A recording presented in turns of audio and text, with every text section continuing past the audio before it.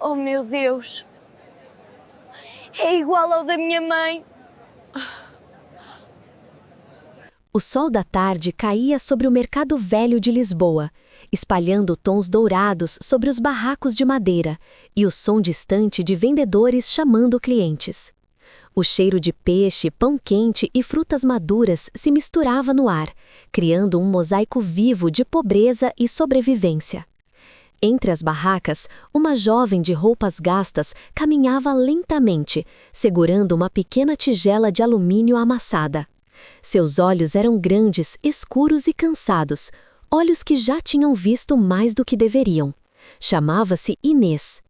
Ela não falava muito, mas quando o fazia, sua voz era suave, quase tímida, como se pedisse desculpas por existir. "Senhora, por favor, tem um pedaço de pão?", sussurrou ela para uma mulher atrás de uma banca de frutas. A mulher fingiu não ouvir, apenas virou-se e atendeu outro cliente. Inês abaixou o olhar, o coração apertado.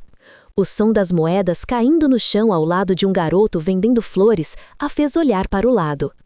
O menino a olhou e sorriu, levantando uma moeda. "Aqui, pega, hoje vendi bem." Inês sorriu de volta, um sorriso pequeno, tímido, mas cheio de gratidão. "Obrigada, Deus te abençoe." Ela seguiu caminhando. O chão do mercado era frio, úmido, e suas sandálias gastas deixavam entrar a água das poças. Mas naquele dia, algo diferente iria acontecer, algo que mudaria o curso da sua vida. No final do corredor principal, uma pequena multidão se formava. O motivo? Uma senhora idosa, vestida com elegância, acompanhada de 2 seguranças e uma mulher de terno preto, caminhava com passos lentos, mas firmes. Seu cabelo grisalho estava preso com um traje de ouro, um grampo de cabelo antigo cravejado de pequenas pedras brilhantes. O objeto refletia a luz do sol, lançando pequenos feixes dourados no ar. Inês parou, imóvel. O tempo pareceu suspender-se por um instante. Seus olhos se fixaram naquele grampo. O coração começou a bater mais forte, tão alto que ela podia ouvi-lo. "Não pode ser", murmurou. Ela deu um passo à frente, quase sem perceber. As palavras escaparam de seus lábios antes que conseguisse contê-las. "É igual ao da minha mãe." O silêncio tomou conta por um instante. As pessoas ao redor olharam. A senhora idosa, surpresa, virou-se lentamente na direção da voz. "O que disse, menina?", perguntou com calma, mas o olhar carregava algo entre curiosidade e cautela. Inês hesitou, sentindo o peso de dezenas de olhos sobre ela. As mãos tremiam. "Desculpe, é que o grampo, minha mãe tinha um igual", respondeu, a voz embargada pela emoção. A mulher elegante arqueou uma sobrancelha. "Impossível! Este grampo pertence à minha família há mais de 50 anos. Foi um presente do meu falecido marido." As palavras cortaram o ar como uma lâmina fina. Mas Inês continuava a olhar fixamente para o adorno, os olhos marejados. "Eu me lembro", disse baixinho. "Quando eu era pequena, minha mãe o usava. Ela dizia que era o brilho da sorte. Eu nunca esqueci aquele desenho, com 3 pequenas flores no centro, igualzinho ao seu." A mulher de terno preto, provavelmente uma assistente, interveio com impaciência. "Senhora Helena, não dê atenção a essa garota. É só uma mendiga qualquer, deve estar inventando coisas para chamar a atenção." Mas Dona Helena, a idosa, não desviou o olhar de Inês. Havia algo naquela voz, algo que a fez estremecer. Ela se aproximou devagar. "Como se chama, menina?" "Inês Duarte." Helena franziu o senho. O sobrenome parecia ecoar em algum canto esquecido de sua memória. "Duarte", repetiu baixinho, pensativa. Por um breve momento, os olhos das duas se cruzaram. Juventude e velhice, miséria e poder. E algo invisível passou entre elas, como se o destino tivesse finalmente costurado 2 fios que um dia foram um só. Um dos seguranças se inclinou sussurrando: "Senhora, vamos embora, já está ficando tarde." Helena hesitou, olhou mais uma vez para Inês e, antes de virar-se, tirou discretamente uma nota da bolsa e estendeu à menina. "Tome, compre algo para comer." Inês olhou para a nota, depois para os olhos dela. Eu não quero dinheiro, respondeu com sinceridade. Só queria saber onde a senhora conseguiu aquele grampo. Helena suspirou, guardando o dinheiro de volta. Foi encontrado, há muitos anos, junto com algumas joias que pertenciam a uma mulher desaparecida. As palavras a atingiram como um raio. Inês ficou pálida. Desaparecida? Como se chamava essa mulher? Mas antes que pudesse ouvir a resposta, a assistente puxou levemente o braço da senhora. Senhora Helena, o carro está esperando. E assim, como uma sombra que se apaga com o pôr do sol, a mulher elegante foi levada para longe, deixando Inês sozinha no meio da multidão, o eco de sua pergunta ainda suspenso no ar. O vento frio soprou e ela abraçou os ombros. Algo dentro dela dizia que aquele grampo não era apenas uma coincidência. Era uma pista, uma peça do passado que voltava à tona e talvez a chave para descobrir o que realmente aconteceu com sua mãe. Enquanto o mercado voltava ao barulho habitual, Inês olhou para o horizonte. Os sinos da igreja tocaram 6 vezes, e no som distante havia uma promessa silenciosa. Ela ia descobrir a verdade, custe o que custar. A noite havia caído sobre Lisboa. O mercado, antes barulhento e cheio de vida, agora era apenas um conjunto de sombras e ecos distantes. As luzes dos postes piscavam, refletindo nas poças d'água deixadas pela chuva leve que começava a cair. Inês caminhava devagar, os passos lentos, a mente girando em espiral. Cada palavra da senhora Helena ecoava em sua cabeça. Foi encontrado, junto com algumas joias que pertenceram a uma mulher desaparecida. Aquela frase a perseguia como um sussurro do passado. Desaparecida. Sua mãe, Maria Duarte, também havia desaparecido há muitos anos, numa noite fria, sem deixar rastros. Inês fechou os olhos por um instante. A lembrança era nítida, o cheiro de pão recém-assado, a voz suave da mãe cantando uma melodia antiga, o toque quente das mãos enquanto prendia o cabelo com um grampo dourado. E depois, o som da chuva batendo na janela e o silêncio terrível de uma casa vazia.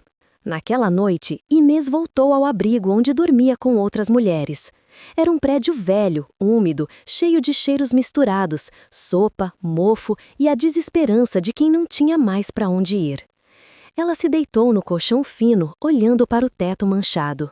Mas o sono não veio.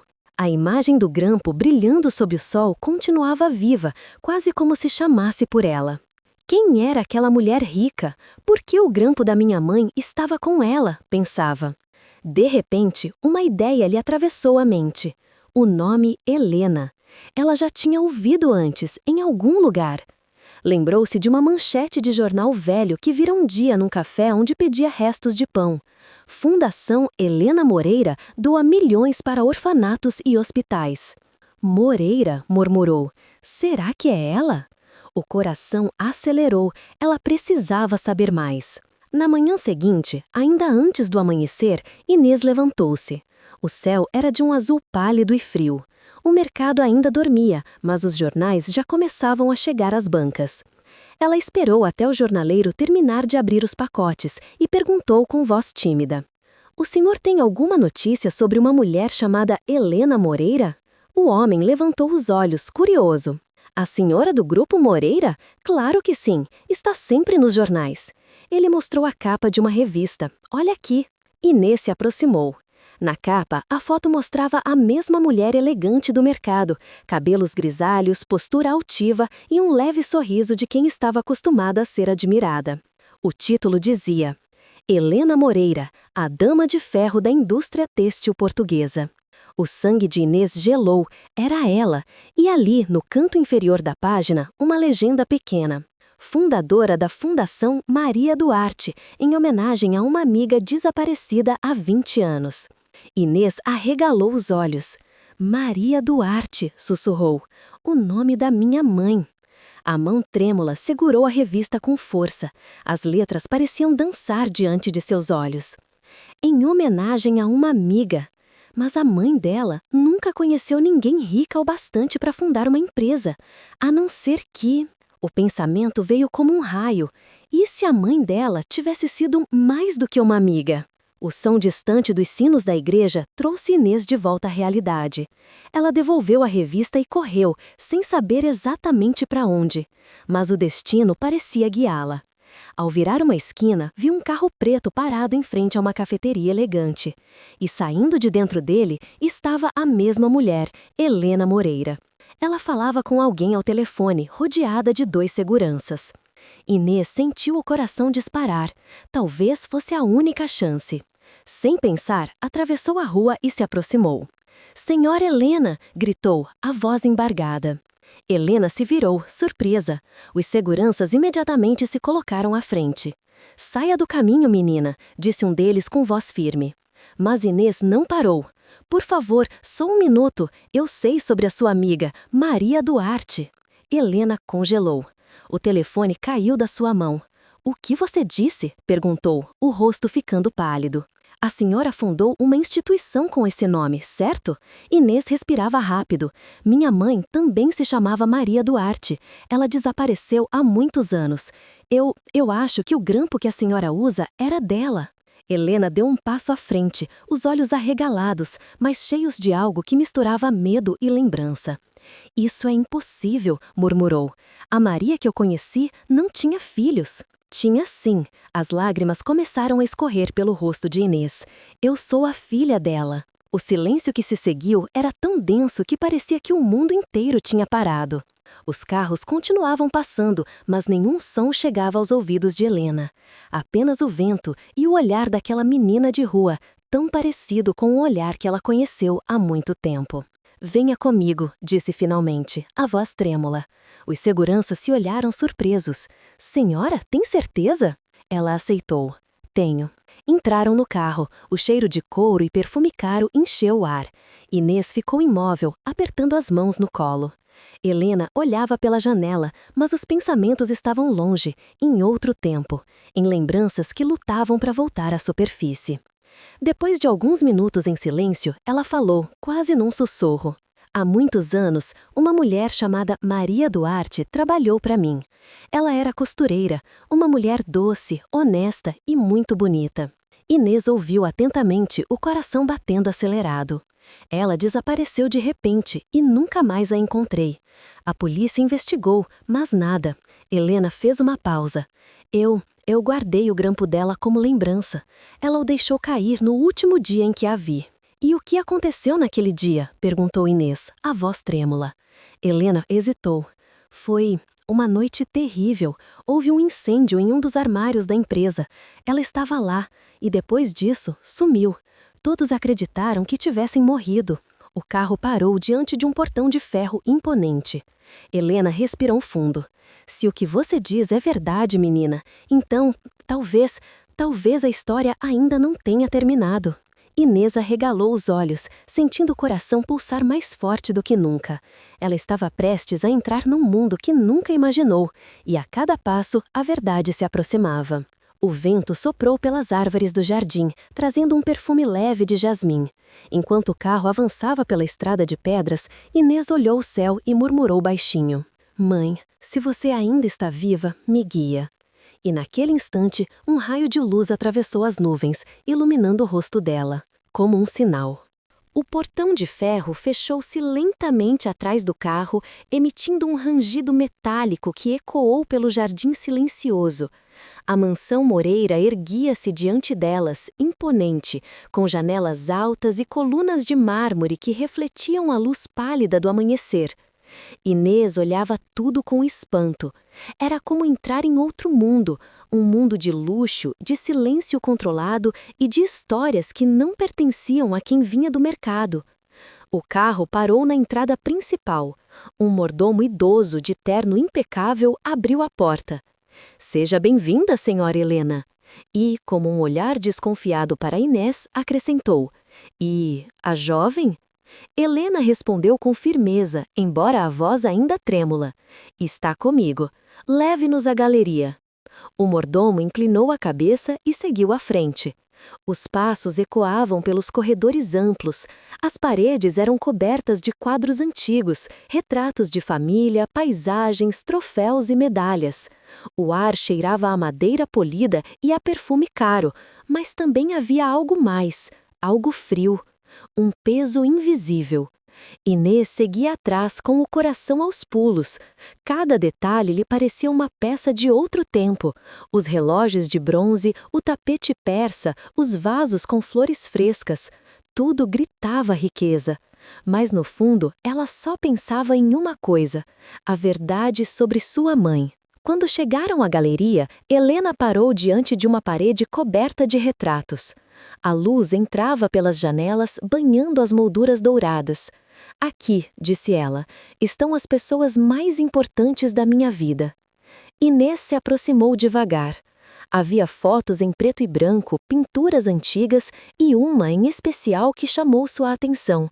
Uma mulher jovem, de cabelo castanho preso com um grampo dourado, sorria com ternura. O coração de Inês parou. É ela, sussurrou. Essa é minha mãe. Helena virou-se lentamente, os olhos arregalados. O quê? Aproximou-se da pintura. Está enganada, menina. Essa mulher se chamava Maria Duarte. Eu sei, a voz de Inês vacilou. É o nome da minha mãe. Por um momento, o tempo pareceu congelar. Helena olhou para o quadro, depois para Inês. E pela primeira vez viu o que antes não tinha percebido. Os mesmos olhos, o mesmo formato de rosto, o mesmo sorriso triste. Santo Deus, murmurou Helena, levando a mão à boca. É impossível. As pernas de Inês fraquejaram e ela apoiou-se na moldura.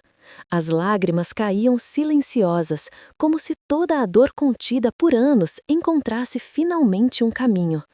Disseram-me que ela morreu, mas nunca encontrei o corpo, ninguém me disse nada. Helena recuou um passo, a mente mergulhada em lembranças antigas.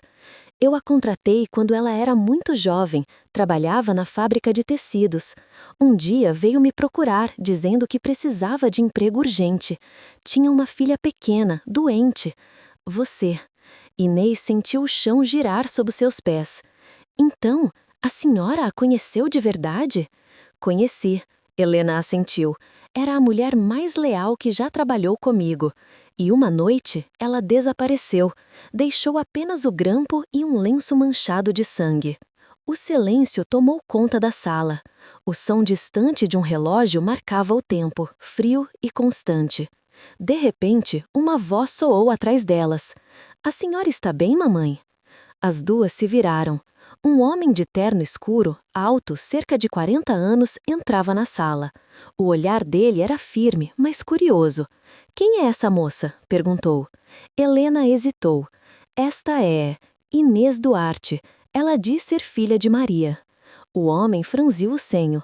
Duarte? A mesma mulher que desapareceu há 20 anos? Sim, Helena respondeu baixinho. E parece que há mais nessa história do que imaginávamos. Ele se aproximou de Inês, observando-a de perto. Então, você é a filha da costureira? O tom dele não era cruel, mas carregava uma pitada de incredulidade e talvez de desdém. Inês manteve o olhar firme. Sim, e quero saber o que aconteceu com ela. Helena respirou fundo. Talvez seja a hora de voltar ao lugar onde tudo começou, murmurou. O antigo armazém. O homem olhou para a mãe, surpreso. O armazém está abandonado há anos? Mesmo assim, quero ir, respondeu ela com convicção. Se Maria desapareceu lá, talvez ainda haja respostas. Minutos depois, os três estavam de volta ao carro. Enquanto o veículo avançava pelas ruas antigas, Inês olhava pela janela. As luzes da cidade refletiam-se em seus olhos cheios de lembranças e medo. Dentro dela, algo começava a mudar. Não era mais apenas a menina mendiga do mercado. Era uma filha em busca da verdade. Helena observava-a discretamente. Em certos momentos, via nela gestos idênticos aos de Maria. O modo de morder o lábio ao pensar, o jeito de olhar pela janela em silêncio. O passado estava voltando, quer ela quisesse ou não.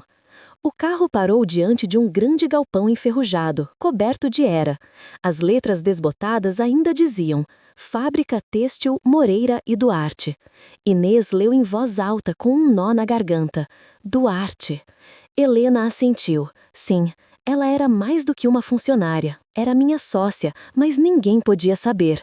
Sua sócia? Repetiu Inês, confusa. Helena olhou-a com tristeza. O mundo dos ricos é cruel, menina. Naquela época, uma mulher pobre não podia ter o nome estampado ao lado meu. Por isso, escondi o acordo.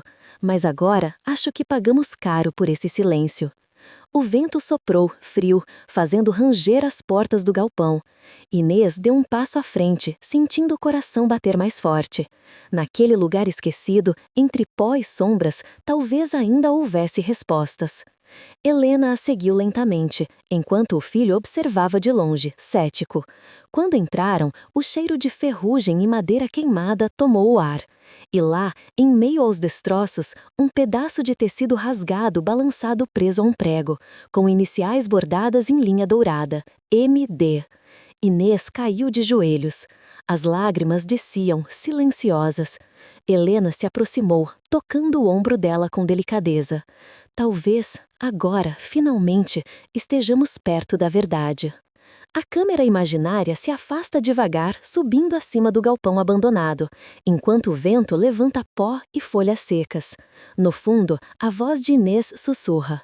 Durante toda a vida, disseram que eu não tinha passado, mas talvez o meu passado apenas tivesse sido roubado. O vento frio atravessava as frestas do galpão abandonado, fazendo as velhas vigas de ferro rangerem como vozes do passado.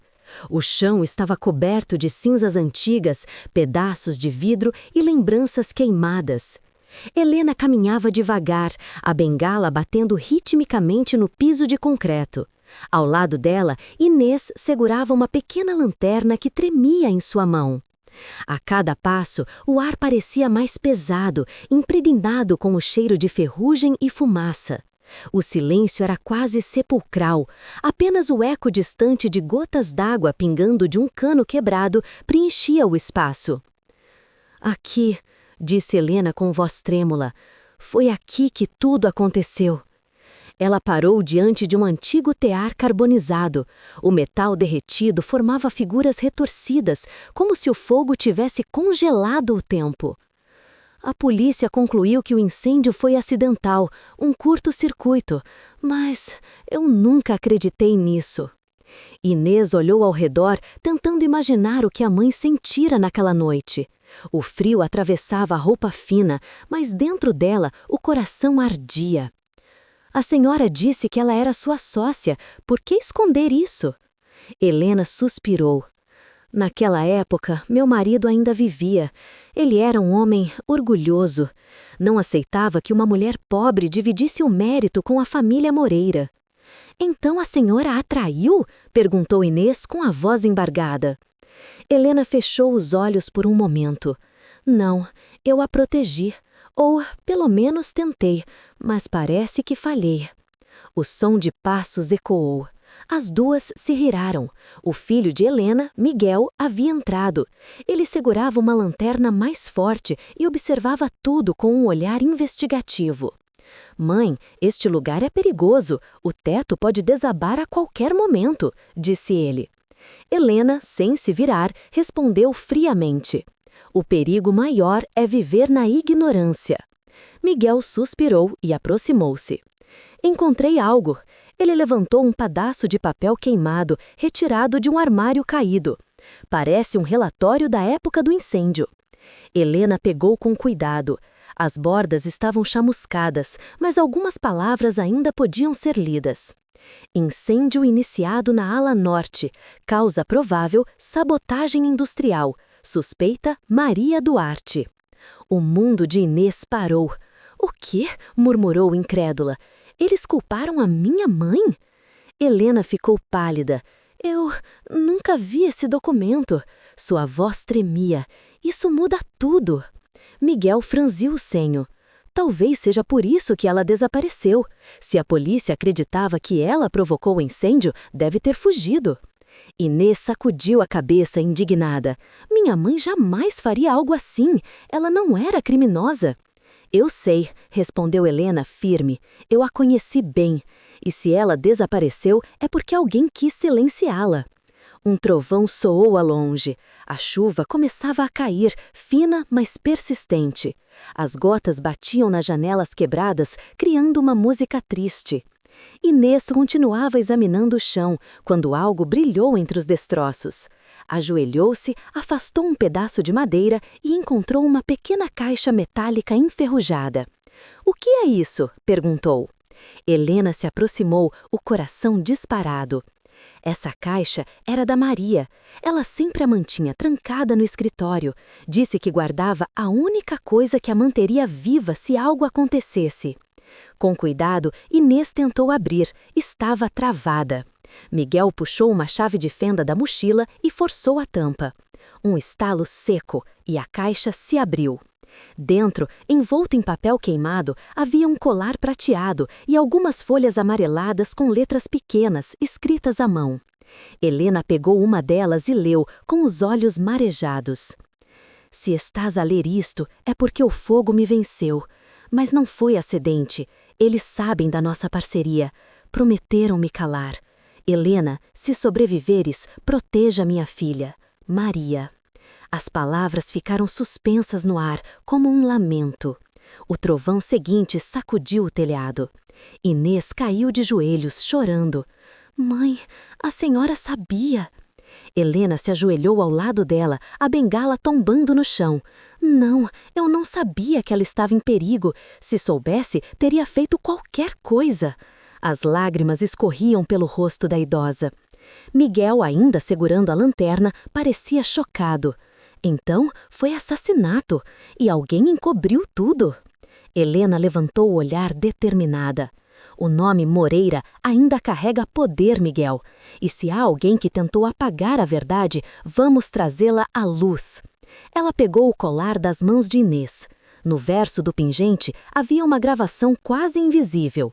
MD e HM 1989. Helena sorriu tristemente. Maria Duarte e Helena Moreira, parceiras, amigas, como irmãs. E alguém destruiu isso. De repente, um ruído veio do fundo do galpão. Um vulto moveu-se nas sombras. Miguel levantou a lanterna, mas viu apenas uma porta lateral batendo ao vento. "Vamos sair daqui", disse ele, apreensivo. "Alguém pode estar nos observando." Helena, porém, olhou fixamente para o escuro. "Deixem-os ver, que saibam que a verdade está voltando." O relâmpago iluminou os rostos por um breve instante, o da jovem coberta de lágrimas, o da idosa tomada por arrependimento e o do homem dividido entre dúvida e medo. A chuva aumentou, e quando saíram do galpão, Inês virou-se pela última vez para olhar aquele lugar. O fogo havia tentado apagar o passado, mas agora as cinzas começavam a falar. Enquanto o carro se afastava, a câmera imaginária se movia lentamente sobre o galpão. Uma silhueta permanecia na escuridão, observando. Um homem de chapéu, cigarro aceso, os olhos brilhando no breu.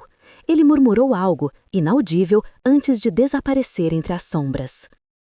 A chuva engrossava sobre Lisboa, transformando as ruas antigas em espelhos tremeluzentes. As gotas deslizavam pela janela do carro, enquanto Inês, Helena e Miguel retornavam em silêncio. Nenhum deles ousava quebrar o peso das revelações. No banco de trás, Inês segurava o colar encontrado na caixa metálica, apertando-o contra o peito como se fosse o último elo com a mãe desaparecida. Helena observava pela janela, a mente mergulhada em memórias distantes. Miguel mantinha as mãos firmes no volante, mas o olhar inquieto denunciava que algo o perturbava. "Mãe", começou ele, hesitante. "E se o incêndio não foi obra de inimigos externos?" Helena virou-se lentamente. "O que quer dizer com isso?" "Quero dizer que, se havia sabotagem, alguém de dentro da empresa poderia ter interesse." Helena o encarou com frieza. "Está insinuando que um de nós está envolvido?" Miguel desviou o olhar. Apenas estou dizendo que o nome Moreira sempre valeu mais do que qualquer verdade. O silêncio voltou. Apenas o som dos limpadores de para-brisa preenchia o ar, num ritmo monótono e pesado. Quando chegaram à mansão, o relógio marcava quase meia-noite. Helena pediu que Inês ficasse hospedada ali, pelo menos até amanhã, dissera. Mas no fundo, havia mais do que hospitalidade naquele convite. Havia culpa. O mordomo, surpreso, preparou um quarto de hóspedes. Inês deitou-se, mas o sono não vinha. O som da chuva no telhado parecia sussurrar o nome da mãe. Em outro cômodo, Helena olhava para o fogo na lareira. A chama refletia em seus olhos úmidos. Pegou o colar da mão trêmula e leu mais uma vez a inscrição: MD e HM. De repente, um estalo na janela. Helena ergueu o olhar. Uma sombra se movia do lado de fora. Levantou-se, lentamente, apoiando-se na bengala, e se aproximou. Do outro lado do vidro, um homem encharcado pela chuva, de chapéu escuro e sobretudo pesado, a observava. Os olhos, frios, cansados, pareciam reconhecê-la. Ela prendeu a respiração. "Quem está aí?" gritou, mas o som perdeu-se na tempestade. O homem se afastou. Na manhã seguinte, Miguel desceu as escadas apressado. "Mãe, há marcas de pegadas no jardim. Alguém esteve aqui à noite." Helena confirmou com um aceno grave. "Eu ouvi. Um homem, alto, magro, tinha algo familiar, mas não consegui ver o rosto." Inês ouviu a conversa e desceu também, ainda pálida pelo medo e pela curiosidade. "Talvez ele saiba o que aconteceu com minha mãe", disse. Miguel franziu o senho. "Ou talvez seja apenas um ladrão." Helena, no entanto, parecia convencida do contrário. "Não", murmurou, "ele não veio roubar, veio vigiar." À tarde, enquanto a chuva cessava, Helena recebeu uma carta sem remetente. O envelope era antigo, amarelado, e o nome dela estava escrito com tinta preta. S.R. Helena Moreira, particular. Ela o abriu com cuidado. Dentro havia uma única folha, dobrada com precisão.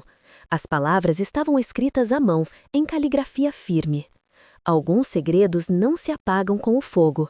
Se quiser saber o que realmente aconteceu com Maria Duarte, vá sozinha ao Cais do Zé7, esta noite.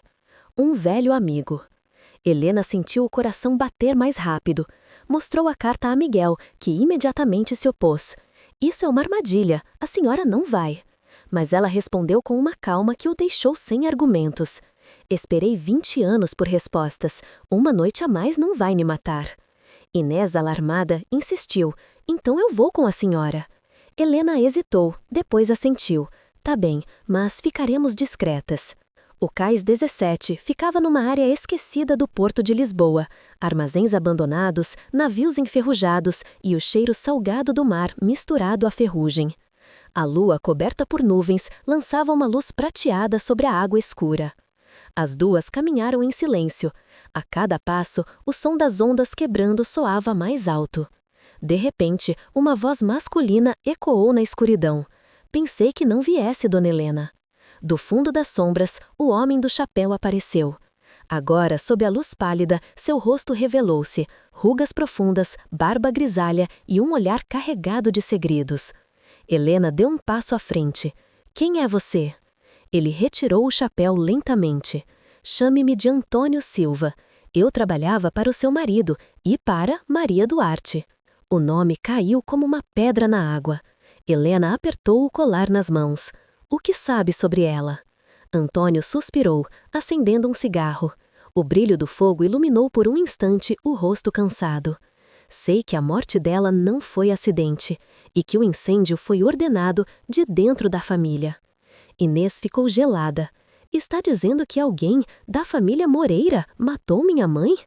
Antônio assentiu. "Sim, mas não a senhora, Dona Helena. Foi o seu marido." Helena cambaleou, o rosto perdendo a cor. "O quê?" "O senhor Álvaro Moreira descobriu que Maria planejava revelar a sociedade secreta entre vocês. Temia um escândalo, uma perda de poder. Mandou destruir os registros e..." Ele parou, baixando o olhar. "Mandou incendiar o armazém com ela dentro." Inês ficou gelada. Inês, sem palavras, cambaleou apoiando-se em uma pilha de caixas.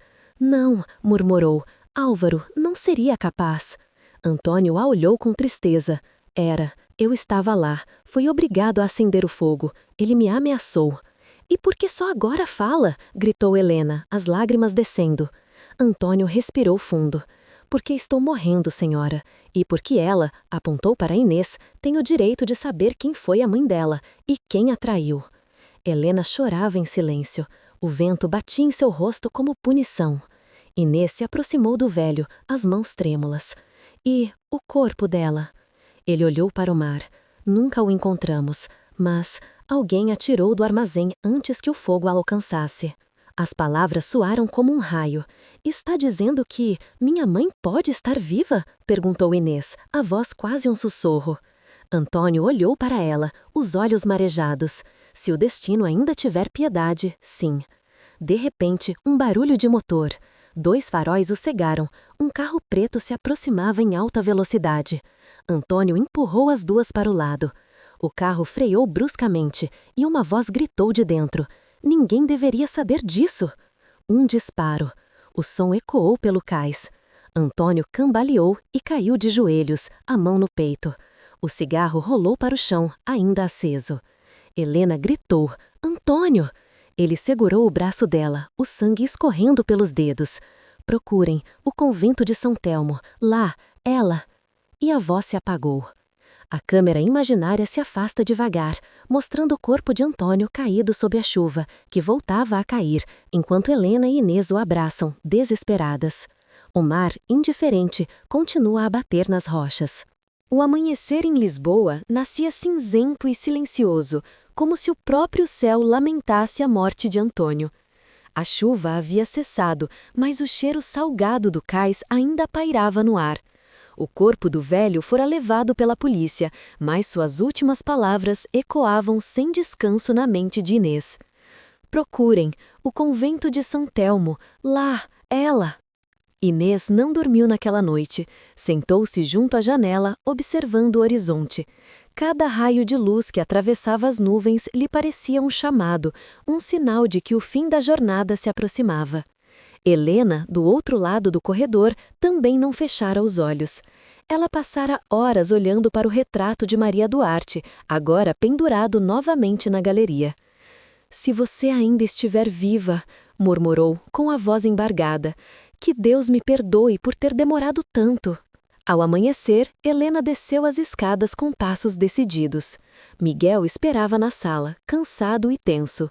Mãe, a polícia quer saber o que fazíamos no cais.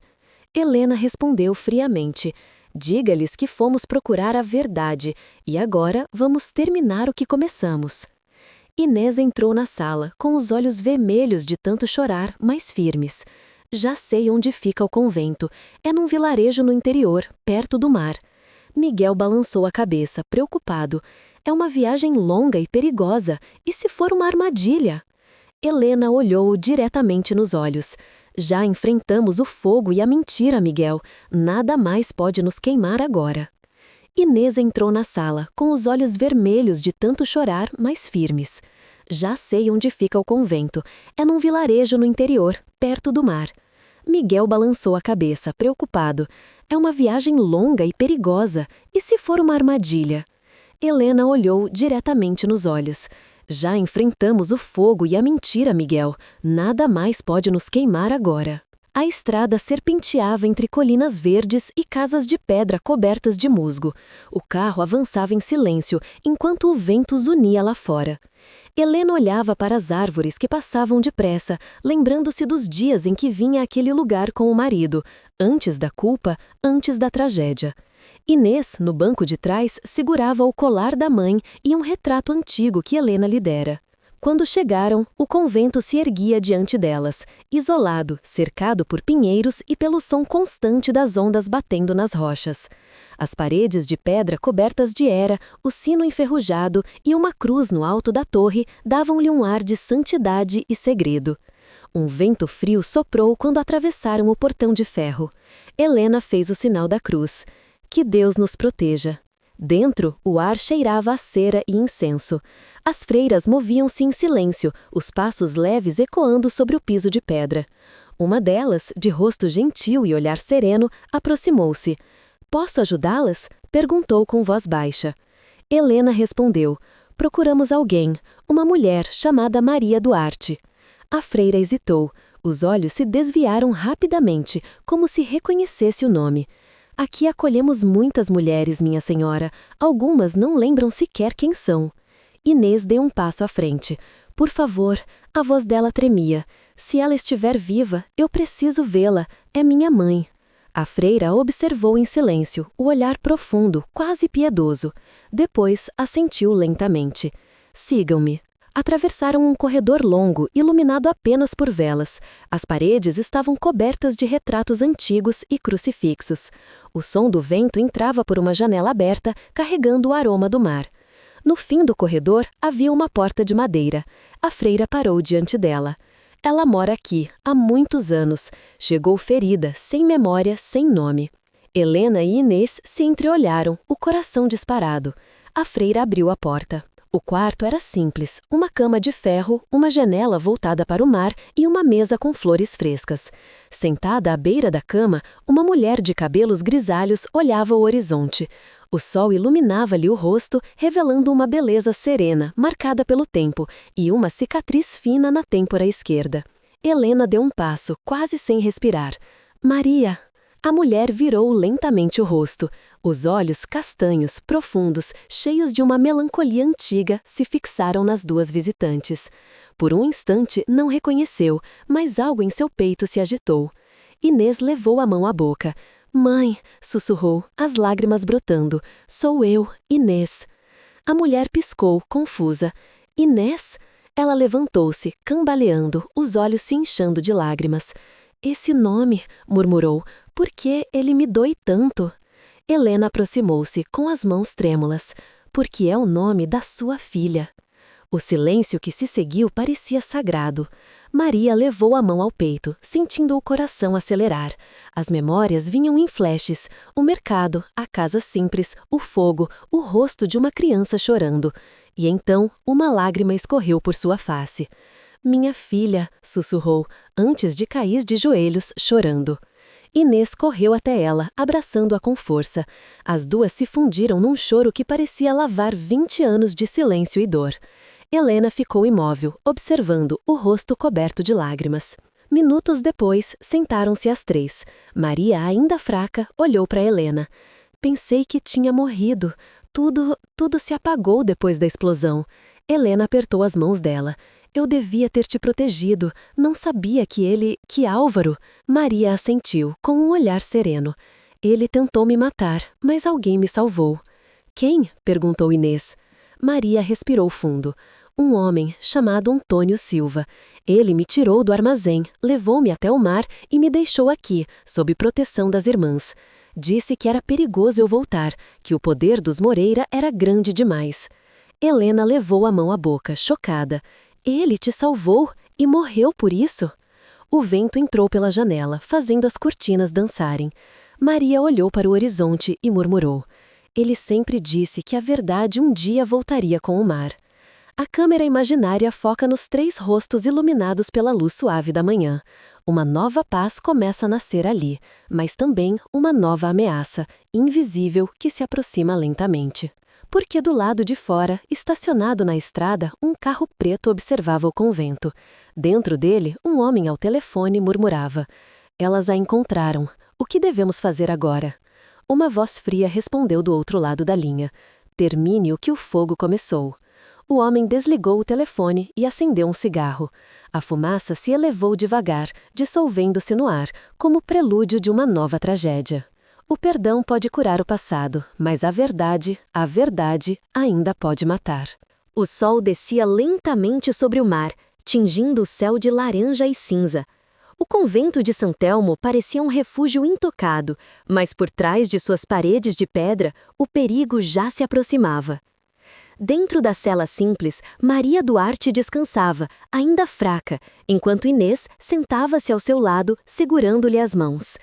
A respiração da mãe era suave, mas os olhos, agora mais vivos, pareciam recuperar lentamente a luz de quem retornava do esquecimento. Eu sonhei tanto com este momento, murmurou Inês. Todos diziam que a senhora estava morta, mas eu nunca acreditei. Maria sorriu com uma doçura melancólica. O amor de uma filha é mais forte que o fogo, meu anjo. Mesmo quando a memória falha, o coração ainda reconhece. Helena, parada à porta, observava as duas. O rosto dela misturava alívio e culpa. Se eu tivesse lutado por você, talvez nada disso tivesse acontecido. Maria a olhou com ternura. Não se culpe, Helena. O mal não nasceu em você. Nasceu da ambição de quem confundiu poder com amor. O som do sino do convento interrompeu o silêncio. Lá fora, o vento soprava mais forte. Um corvo pousou sobre a cruz do telhado, soltando um grasnido rouco, como um presságio. No portão do convento, o carro preto permanecia estacionado. O homem que o dirigia, de terno escuro e olhar impassível, falava ao telefone. Elas estão juntas agora, a mulher velha, a mendiga e a suposta morta. A voz do outro lado respondeu, fria e cortante. Certifique-se de que não reste ninguém. Entendido, disse o homem e desligou. Ele abriu o porta-malas. Dentro, um galão de gasolina e uma caixa de fósforos. O reflexo da chama, por um instante, dançou em seus olhos. Enquanto isso, dentro do convento, a noite caía. As freiras acendiam velas ao longo do corredor, entoando cânticos suaves. Helena e Inês ajudavam Maria a caminhar até a pequena capela. Ali, sobre o vitral azul, elas se ajoelharam. Mãe, disse Inês, com lágrimas nos olhos, se Deus permitiu que a senhora vivesse, é porque ainda há algo a ser feito. Maria assentiu, apertando a mão da filha. A verdade precisa ser dita, e o nome da nossa família, limpo. Helena pousou a bengala no chão e olhou para o altar. E eu farei o que devia ter feito há 20 anos, enfrentar o nome Moreira. O som do vento aumentando fez as velas tremular. Uma das freiras entrou apressada. Desculpem interromper, mas há um homem lá fora. Disse que veio buscar a senhora Moreira. Helena trocou um olhar rápido com Inês. Eu não espero ninguém. Maria franziu o senho. Helena, e se for ele? Ele quem? Perguntou Inês, tensa. Helena hesitou.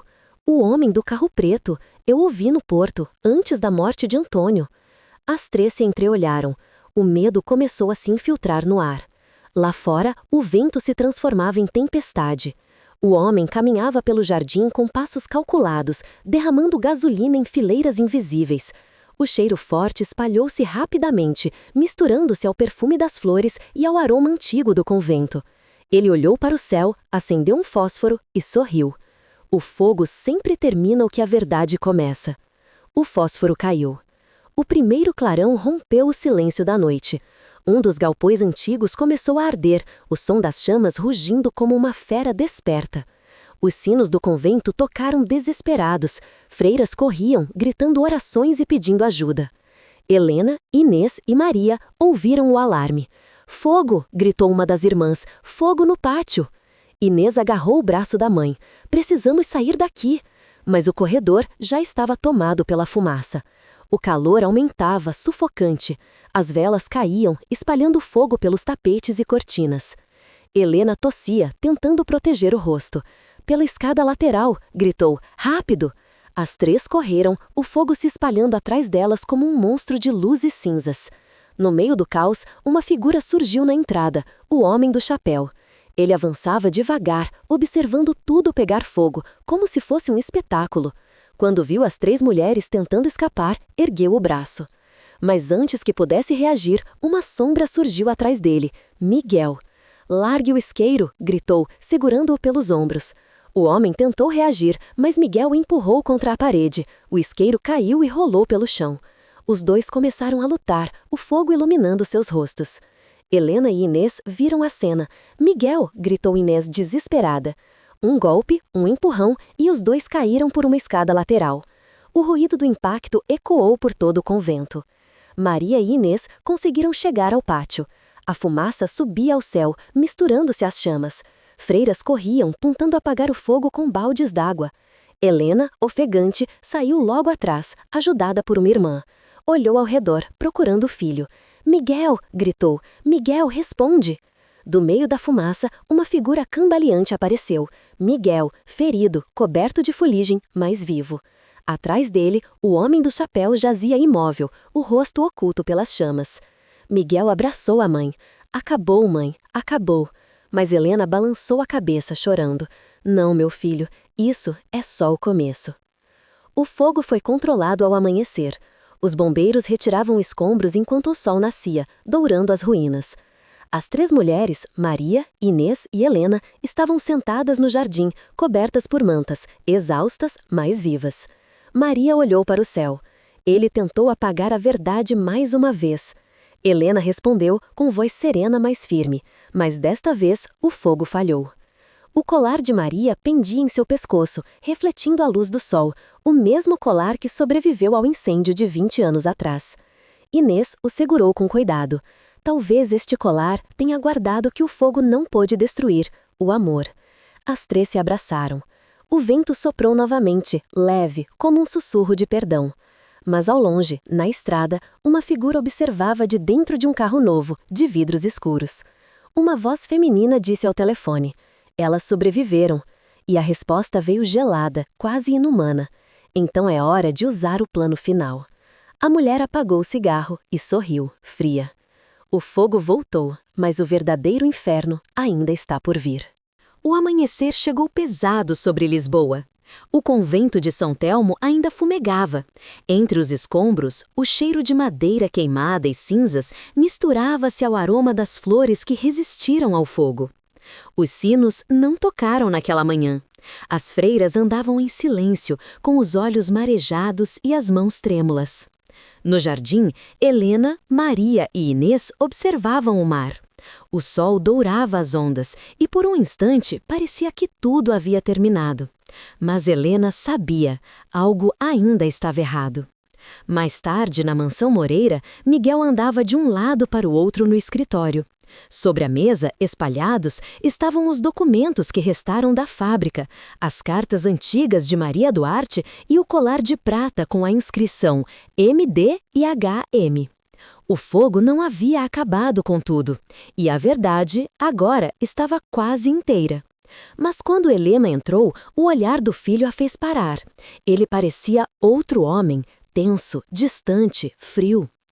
«Mãe», disse ele devagar, «talvez fosse melhor deixar o passado enterrado».